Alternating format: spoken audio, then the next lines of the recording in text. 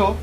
ಇದರ ಬಗ್ಗೆ ಸಂಬಂಧಪಟ್ಟಂತೆ ರಾಜ್ಯ ಅಧ್ಯಕ್ಷರಾದಂತಹ ಶ್ರೀಯುತ BY ವಿಜಯೇಂದ್ರ ಅವರು ಪತ್ರಿಕಾಗೋಷ್ಠಿಯನ್ನು ನಡೆಸಿಕೊಡ್ತಾರೆ.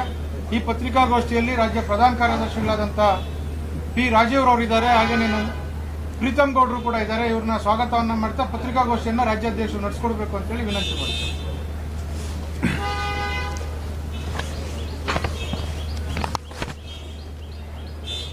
ಆತ್ಮೀಯ ಪತ್ರಿಕಾ ಹಾಗೂ ಮಾಧ್ಯಮದ ಸ್ನೇಹಿತರೆ, ಭ್ರಷ್ಟ ಕಾಂಗ್ರೆಸ್ ಹಗರಣಗಳ ಸರ್ಕಾರ, ಈ ಹಗರಣಗಳ ಸರ್ಕಾರ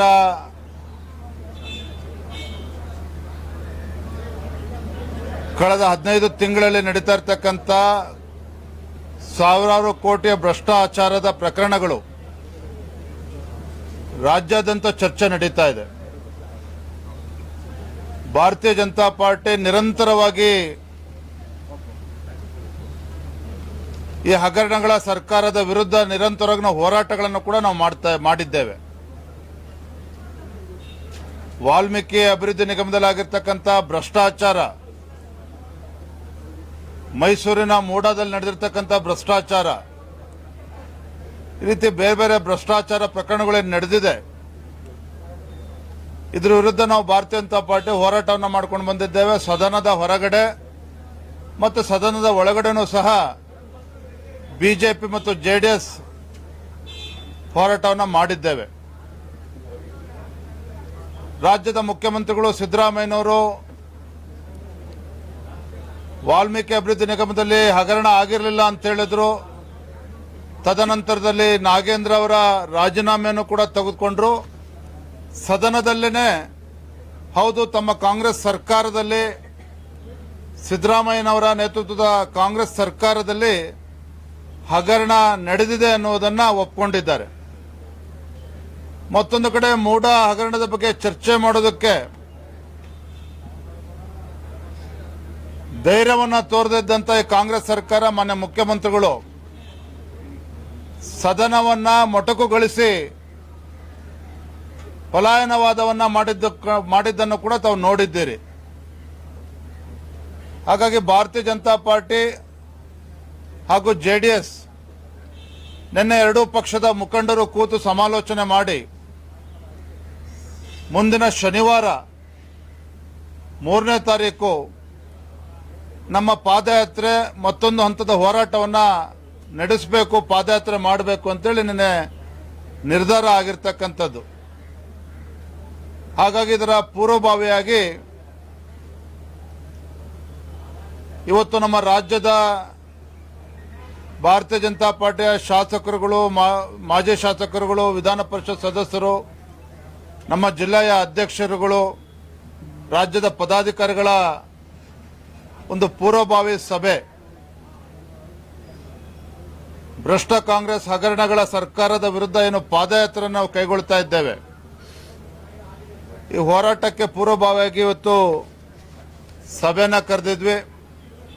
ಎಲ್ಲರ ಒಂದು ಅಭಿಪ್ರಾಯವನ್ನು ಪಡೆದುಕೊಂಡು ಯಾವ ರೀತಿ ಹೋರಾಟವನ್ನ, ನಮ್ಮ ಪಾದಯಾತ್ರೆಯನ್ನ ಯಶಸ್ಸುಗೊಳಿಸಬೇಕು ಆ ನಿಟ್ಟಿನಲ್ಲಿ ಎಲ್ಲರ ಸಹಕಾರವನ್ನು ಕೂಡ ನಾವು ಪಡೆದುಕೊಂಡಿದ್ದೇವೆ. ಬಹಳ ಪ್ರಮುಖವಾಗಿರ್ತಕ್ಕಂಥ ಅಂಶ ಅಂತ ಹೇಳಿದ್ರೆ ಪ್ರತಿಯೊಬ್ಬರು ಕೂಡ ಬಹಳ ಉತ್ಸಾಹದಲ್ಲಿದ್ದಾರೆ. ನಿಮ್ಗೆ ಅನ್ಸ್ಬೋದು ಏನಪ್ಪ, ಲೋಕಸಭಾ ಚುನಾವಣೆ, ವಿಧಾನಸಭಾ ಚುನಾವಣೆ, ಯಾವುದೂ ಚುನಾವಣೆಗಳಿಲ್ಲ, ಈ ಪಾದಯಾತ್ರೆ ಯಶಸ್ಸು ಆಗುತ್ತಾ ಅಂತಕ್ಕಂಥ ಅನುಮಾನಗಳು ನಿಮಗೆ ಕಾಡ್ತಾ ಇರ್ಬೋದು. ಆದರೆ ಅದರ ಬದಲಾಗಿ ಇವತ್ತು ರಣೋತ್ಸಾಹ ಇವತ್ತು ನಮ್ಮ ಕಾರ್ಯಕರ್ತರಲ್ಲಿ ಮೂಡಿರ್ತಕ್ಕಂಥದ್ದು. ಇಡೀ ರಾಜ್ಯದಲ್ಲಿ ಇವತ್ತು ಕುಂತಲ್ಲಿ ನಿಂತಲ್ಲಿ ಈ ಕಾಂಗ್ರೆಸ್ ಸರ್ಕಾರದ ಭ್ರಷ್ಟಾಚಾರದ ಬಗ್ಗೆ ಚರ್ಚೆ ಆಗ್ತಾ ಇದೆ. ಹಾಗಾಗಿ ಈಗಾಗಲೇ ನಿಶ್ಚಯ ಆಗಿರುವಂತೆ ಮುಂದಿನ ಶನಿವಾರ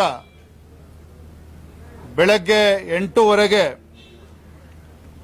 ನಮ್ಮ ಪಾದಯಾತ್ರೆ ಉದ್ಘಾಟನೆ ಆಗ್ತದೆ. ರಾಜ್ಯದ ನಮ್ಮ ಹಿರಿಯ ನಾಯಕರಾಗಿರ್ತಕ್ಕಂಥ, ರೈತ ನಾಯಕರಾಗಿರ್ತಕ್ಕಂಥ ಮತ್ತು ಕರ್ನಾಟಕ ರಾಜ್ಯದಲ್ಲಿ ಹೋರಾಟಕ್ಕೆ ಒಂದು ಹೊಸ ರೂಪವನ್ನು ಕೊಟ್ಟಿದ್ದಂಥ ನಮ್ಮ ಹಿರಿಯರಾಗಿರ್ತಕ್ಕಂಥ ಮಾಜಿ ಮುಖ್ಯಮಂತ್ರಿಗಳು ಸನ್ಮಾನ್ಯ BS ಯಡಿಯೂರಪ್ಪನವರು ಕೇಂದ್ರದ ಸಚಿವರಾಗಿರ್ತಕ್ಕಂಥ ನಮ್ಮೆಲ್ಲರ ಮಾರ್ಗದರ್ಶಕರಾಗಿರ್ತಕ್ಕಂಥ ಪ್ರಹ್ಲಾದ್ ಜೋಶಿ ಅವರು, ಜಾತ್ಯತೀತ ಜನತಾದಳದ ಅಧ್ಯಕ್ಷರು ಕೇಂದ್ರದ ಸಚಿವರಾಗಿರ್ತಕ್ಕಂಥ ಎಚ್.ಡಿ. ಕುಮಾರಸ್ವಾಮಿ ಅವರು, ಬಿಜೆಪಿ ಜೆಡಿಎಸ್ ಪಕ್ಷದ ಎಲ್ಲ ಹಿರಿಯ ಮುಖಂಡರು, ವಿರೋಧ ಪಕ್ಷದ ನಾಯಕರಾಗಿರ್ತಕ್ಕಂಥ ಆರ್ ಅಶೋಕ್ ಅವರು, ಚಲವಾದಿ ನಾರಾಯಣಸ್ವಾಮಿ ಅವರು, ಎಲ್ಲ ಹಿರಿಯರ ಒಂದು ನೇತೃತ್ವದಲ್ಲಿ ಈ ಒಂದು ಪಾದಯಾತ್ರೆಗೆ ಚಾಲನೆಯನ್ನು ಕೊಡೋರಿದ್ದಾರೆ. ಶನಿವಾರ 3ನೇ ತಾರೀಕು ಬೆಳಗ್ಗೆ 8:00 ಕೆಂಗೇರಿ ಹತ್ರ ಇರ್ತಕ್ಕಂಥ ಕೆಂಪಮ್ಮ ದೇವಸ್ಥಾನ, ಕೆಂಗೇರಿ ಹತ್ರ ಇರ್ತಕ್ಕಂಥ ಕೆಂಪಮ್ಮ ದೇವಸ್ಥಾನ ಅಲ್ಲಿ ಪೂಜೆನ ಸಲ್ಲಿಸಿ, ಗಣಪತಿ ದೇವಸ್ಥಾನ ಅಲ್ಲೂ ಕೂಡ ಪೂಜೆನ ಸಲ್ಲಿಸಿ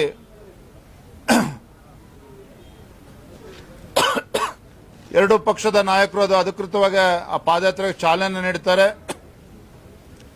ಸತತವಾಗಿ 7 ದಿನಗಳ ಕಾಲ ಈ ಪಾದಯಾತ್ರೆ ಸಾಗ್ತದೆ. ಶನಿವಾರ 3ನೇ ತಾರೀಕು ಪ್ರಾರಂಭ ಆಗ್ತಕ್ಕಂಥ ಈ ಪಾದಯಾತ್ರೆ 10ನೇ ತಾರೀಕು ಶನಿವಾರ ಮುಕ್ತಾಯ ಆಗ್ತದೆ. ಆ ಸಮಾರಂಭದಲ್ಲಿ ಆ ಹೋರಾಟಕ್ಕೆ ನಮ್ಮ ರಾಷ್ಟ್ರೀಯ ನಾಯಕರು ಕೂಡ ಪಾಲ್ಗೊಳ್ಳಲಿದ್ದಾರೆ. 10ನೇ ತಾರೀಕು ಶನಿವಾರ ನಮ್ಮ ಪಾದಯಾತ್ರೆಯ ಮುಖ್ಯಾಂಶ ಏನಪ್ಪಾ ಅಂತ ಹೇಳಿದ್ರೆ, ಪ್ರತಿನಿತ್ಯ ಕನಿಷ್ಠ 20 ಕಿಲೋಮೀಟರ್ ಅಷ್ಟು ಪಾದಯಾತ್ರೆ ಮಾಡಬೇಕಾಗ್ತದೆ. ಬೆಳಗ್ಗೆಯಿಂದ ಮಧ್ಯಾಹ್ನ 1 ಗಂಟೆವರೆಗೂ 10 ಕಿಲೋಮೀಟರ್ ಅಷ್ಟು ಪಾದಯಾತ್ರೆ ಮಾಡ್ತೇವೆ. ತದನಂತರದಲ್ಲಿ ಮಧ್ಯಾಹ್ನ 3 ಗಂಟೆಯಿಂದ ಸಂಜೆ 7 ಗಂಟೆವರೆಗೂ 2ನೇ ಹಂತ. ಅಂದ್ರೆ ದಿನನಿತ್ಯ 20 ಕಿಲೋಮೀಟರ್ ಅಷ್ಟು ನಾವು ಪಾದಯಾತ್ರೆ ಮಾಡ್ತೇವೆ. ರಾಜ್ಯದಲ್ಲಿರ್ತಕ್ಕಂಥ ಎಲ್ಲ 224 ವಿಧಾನಸಭಾ ಕ್ಷೇತ್ರದಿಂದ ಸಹ ನಮ್ಮ ಕಾರ್ಯಕರ್ತರು ಭಾಗವಹಿಸಬೇಕು, ಈ ಹೋರಾಟದಲ್ಲಿ ಭಾಗವಹಿಸಬೇಕು ಅಂತೇಳಿ ಎಲ್ಲರ ಅಪೇಕ್ಷೆ ಇದೆ.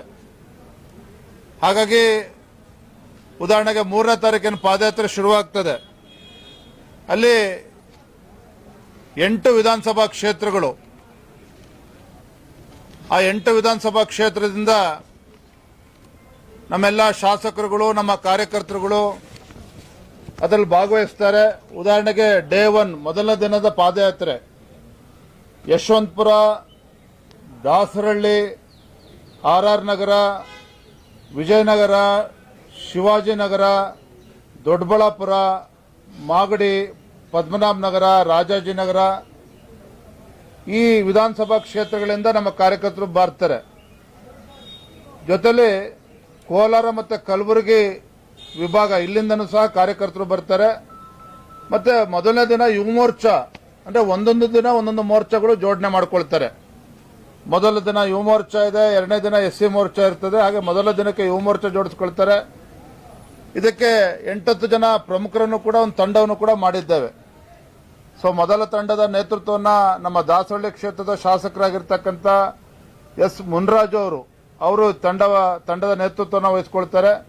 ನಮ್ಮ ಪ್ರಧಾನ ಕಾರ್ಯದರ್ಶಿಗಳಾಗಿರ್ತಕ್ಕಂಥ ನಂದೀಶ್ ರೆಡ್ಡಿ ಅವರು ಗಮನಿಸ್ತಾರೆ. ಹೀಗೆ ಒಂದೊಂದು ದಿನಕ್ಕೆ 8-10 ವಿಧಾನಸಭಾ ಕ್ಷೇತ್ರಗಳನ್ನ ಜೋಡಿಸಿರ್ತೇವೆ, ಒಂದು ಮೋರ್ಚಾ ಜೋಡಿಸಿರ್ತೇವೆ, 1-2 ವಿಭಾಗದಿಂದನೂ ಕೂಡ ನಮ್ಮ ಕಾರ್ಯಕರ್ತರು ಬರ್ತಾರೆ.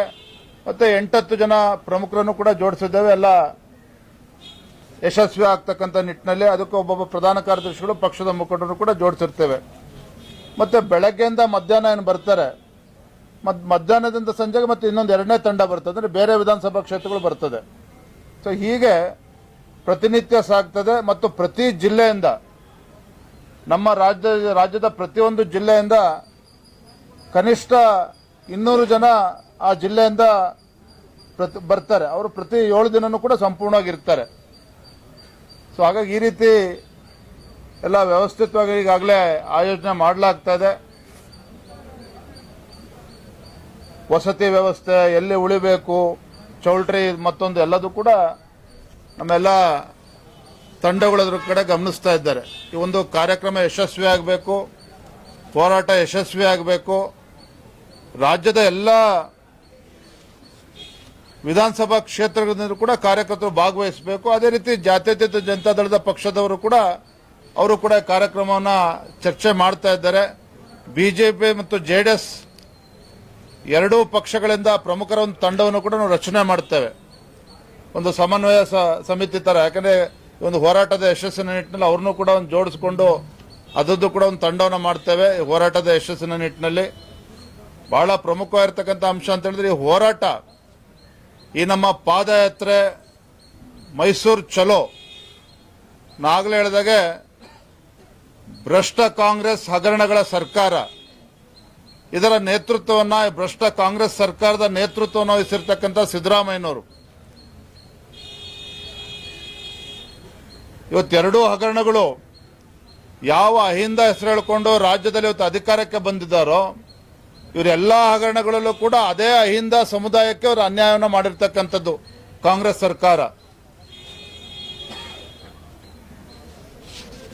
ಯಾವ ಅಹಿಂದ ಹೆಸರು ಹೇಳಿಕೊಂಡು ಅಧಿಕಾರಕ್ಕೆ ಬಂದಿದ್ರು ಅದೇ ಅಹಿಂದ ಸಮುದಾಯಗಳಿಗೆ ಇವತ್ತು ಮುಖ್ಯಮಂತ್ರಿಗಳು ಸನ್ಮಾನ್ಯ ಸಿದ್ದರಾಮಯ್ಯ ನೇತೃತ್ವದ ಸರ್ಕಾರ ಇವತ್ತು ದ್ರೋಹ ಬಗೆದಿರ್ತಕ್ಕಂಥದ್ದು.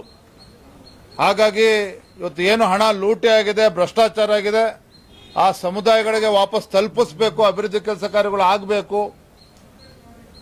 ಮೈಸೂರಿನ ಮೂಡ ಹಗರಣ, ಮುಖ್ಯಮಂತ್ರಿಗಳ ಧರ್ಮಪತ್ನಿಗೆ ಹೋಗಿರ್ತಕ್ಕಂಥ 14 ನಿವೇಶನಗಳ ಜೊತೆಗೆ ಏನು ಸ್ವತಃ ಮೂಡಾದ ಅಧ್ಯಕ್ಷ ಆಗಿರ್ತಕ್ಕಂಥ ಮರಿಗೌಡರು ಅವರೇ ಹೇಳಿದ್ದಾರೆ ಇದು 3 ರಿಂದ 4 ಸಾವಿರ ಕೋಟಿ ಹಗರಣ ಆಗಿದೆ ಅಂತೇಳಿ.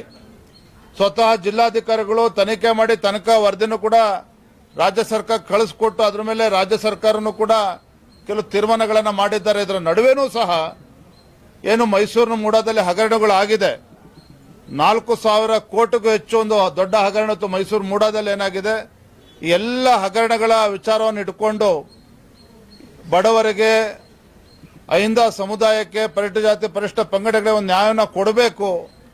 ಆ ನಿಟ್ಟಿನಲ್ಲಿ ಇವತ್ತು ಭಾರತೀಯ ಜನತಾ ಪಾರ್ಟಿ ಹಾಗೂ ಜೆಡಿಎಸ್ ಎರಡೂ ಪಕ್ಷಗಳು ಸೇರಿಕೊಂಡು ಒಂದು ಹೋರಾಟವನ್ನು ನಾವು ಕೈಗೆತ್ತಿಕೊಂಡಿದ್ದೇವೆ. ರಾಜ್ಯಾದ್ಯಂತ ಎಲ್ಲ ಎರಡೂ ಪಕ್ಷದ ಕಾರ್ಯಕರ್ತರು ಕೂಡ ಉತ್ಸಾಹ ಇದೆ.